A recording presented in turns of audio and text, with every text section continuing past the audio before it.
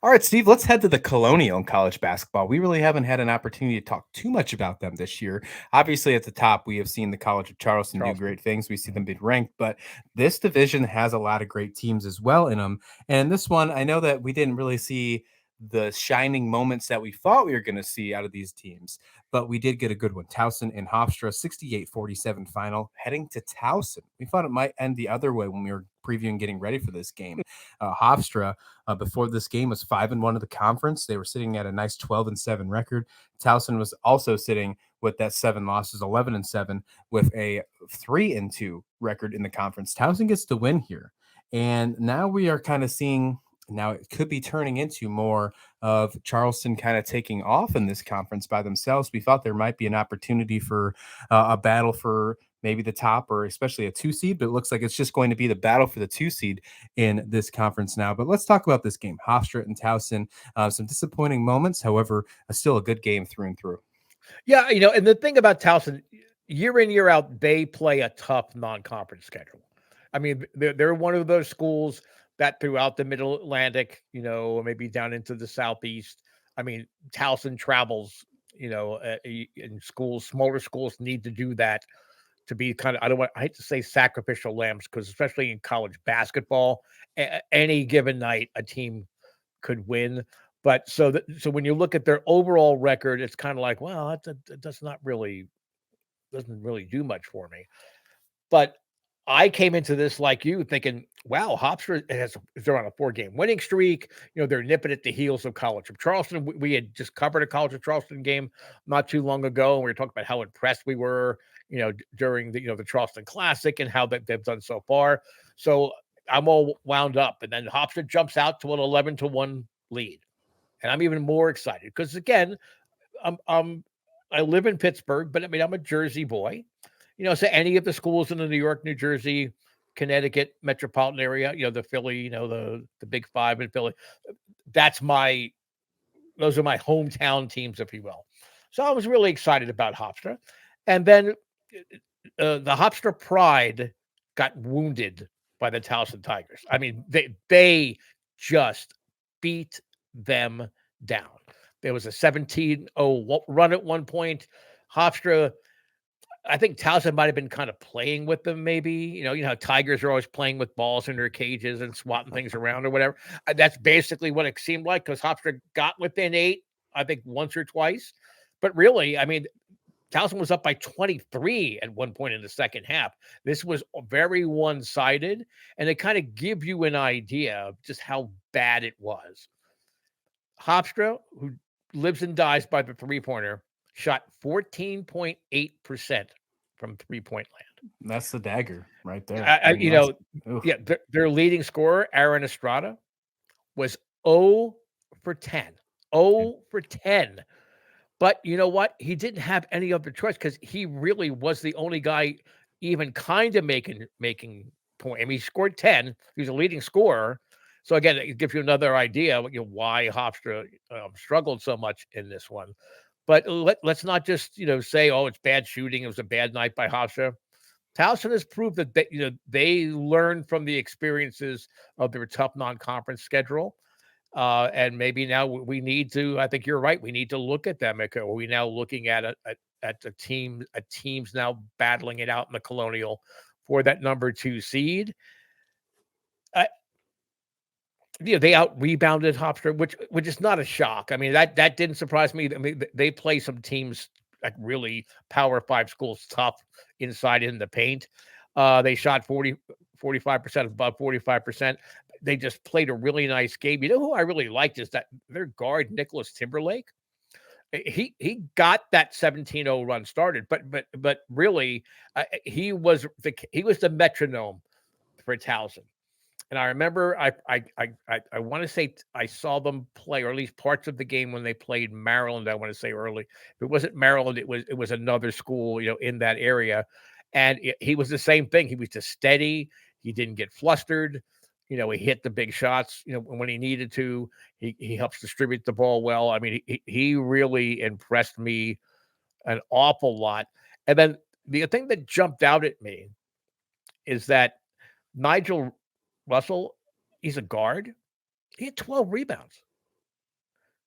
I mean, you don't see that from Gretsch. I mean, he was not afraid to get in there, in the interior, even though he's supposed to be a perimeter player, and go get a rebound if he saw the opportunity. So, hats off to Towson. It's going to be fun to see what's going to happen as far as lining up for seeding for the conference tournament. Because again, conference tournaments, you never know. So, are we looking at a Hofstra team or a Towson team that with the break, or if they upset College of Charleston, okay, they get an NCAA bid? I mean, so you can see that, but I would say that Towson might be built for that kind of surprise in a conference tournament as opposed to Hofstra. I think Hofstra could have some really big nights. This was just not one of them. I think you can't count out UNC Wilmington as well into that conversation. Right, right. As for Hofstra, as we said, they shot dreadfully in this one, 32% from the field. Their season average is 47%. So you got to assume that they're going to be able to bounce back nicely when they come and take on that team I just referred to, UNC Wilmington. They're going to play that one Thursday night, 7 o'clock Eastern on CBS Sports Network. I always love when we see Colonial and it doesn't have Flow Sports on it because it's just so hard Yeah, to get some of those games sometimes. But you right. get this one on CBS Sports Network, so fantastic. Definitely tune in so you can get the opportunity to watch some of these Colonial games. They're definitely worth it. As for Towson, let's see if they can keep it up. We'll see if they can maybe run and find a way to get into that second spot and maybe battle for Charleston when they get to the opportunity. They're going to take on North Carolina A&T on Thursday, 7 o'clock. That one will be on the Flow Sports. It's not on CBS Sports Network, unfortunately. But if you have that package, go for it. NC A&T is currently 9-11 overall. They are 4-3 in the conference right now. They're sitting right in the middle of the pack. So that could be a really big win for Towson to kind of get themselves into that upper echelon and stay in that kind of that first tier of the Colonial. I think this could be a really good game for both those. I think it's very important that they find a way to bounce back, especially for Hofstra and for Towson to continue in being in tier one, Steve. I agreed. And then the only thing that worries me about when schools like Towson or Hofstra or UNC Wilmington get exposure on on more national networks. Suddenly, if one of their better players has a big game, now suddenly the talk about them going into the transfer portal starts to grow It's louder. the new I, thing. yeah, I don't think it's a bad thing per se, but for these players that made that decision, maybe they weren't heavily recruited. Um, to have a big game on national TV, you have to wonder, does that change their thinking? They're not going to go into the transfer portal, right after that game. It's not like, NCAA football where suddenly players aren't going to, they're announcing in week 8, they're not going to play in a bowl game because they want to get ready for the NFL draft. It's just that it's a whole other dimension with these, I don't want to call them smaller conferences. What's the tag that you generally give to the non-power conferences? I'm Mid-major? drawing up like mid-major. Even that's kind of like belittling, but still, these mid-major programs, you've got these really talented kids. If they have a big night, people are going to remember that, and that now suddenly maybe that player with the advanced scouts now goes on the radar for some of these Power 5 schools to look again. In the case of the Middle Atlantic schools, they probably have already played Towson. They've seen this. If they have the big game, now suddenly, hey, maybe we need to start making some trips and getting scouting reports. So if they do enter the portal, maybe we can bring them in on board. It's I like sad it. on one level, but I think it's a game with it's almost like a chess match now. With these mid-major programs, what does this mean? You almost don't want them to be on TV so that the players stay your coach.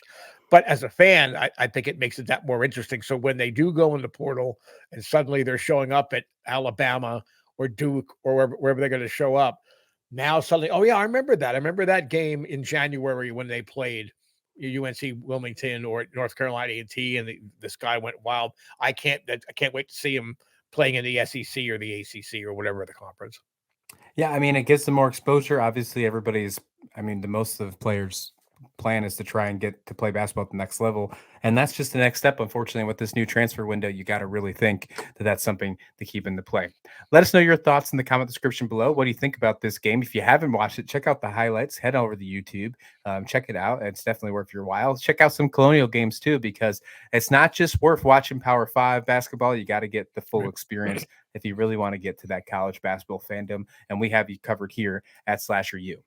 Check us out, hit a comment below, hit like and subscribe while you're there. And thanks for watching Slasher U.